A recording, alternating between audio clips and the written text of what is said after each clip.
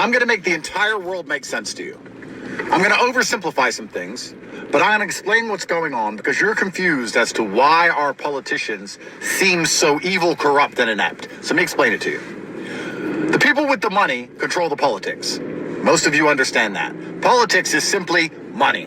Lobbying, media, all this crap is owned by very, very rich people, and they basically decide who gets to be in power. The people with the money for the longest time understood they could make more money if they improve the lives and improve the quality of Western society. By improving Europe, improving America, improving the standard of living for the constituents of these countries, they could make more money. But like all things, the pendulum swings. And it got to the point where people got a little bit lazy. They wanted health care. They wanted to only work certain hours. They wanted good living conditions.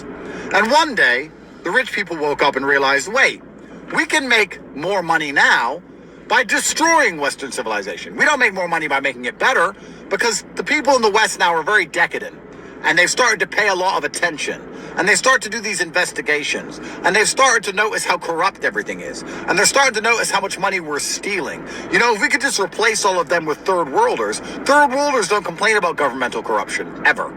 So if we're corrupt, we don't want Westerners with law degrees looking up what we're doing. We want a whole bunch of third world slaves in the country because they're not going to pay attention to all the money that goes missing. The people who are actually in charge of the world have decided to enact a controlled demolition of Western society. It is purposeful. They have decided on purpose to destroy the Western world.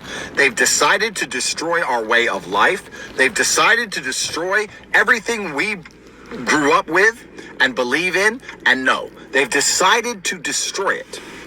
It's done on purpose. And they've done it so they can get more money and more power.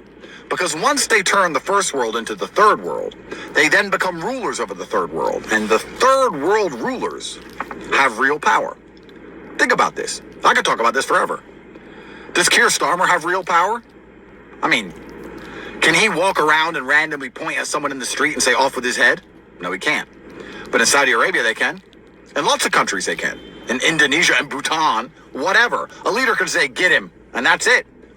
So the first world leaders who have been put in place by these oligarchs, this shadow government of money, understand that if they collapse everything, if they replace everyone with third worlders and rebuild it back up, not only do they get a lot richer, they get a lot more powerful. And anybody who understands the world understands that the number one thing people with money and power want is more money and more power.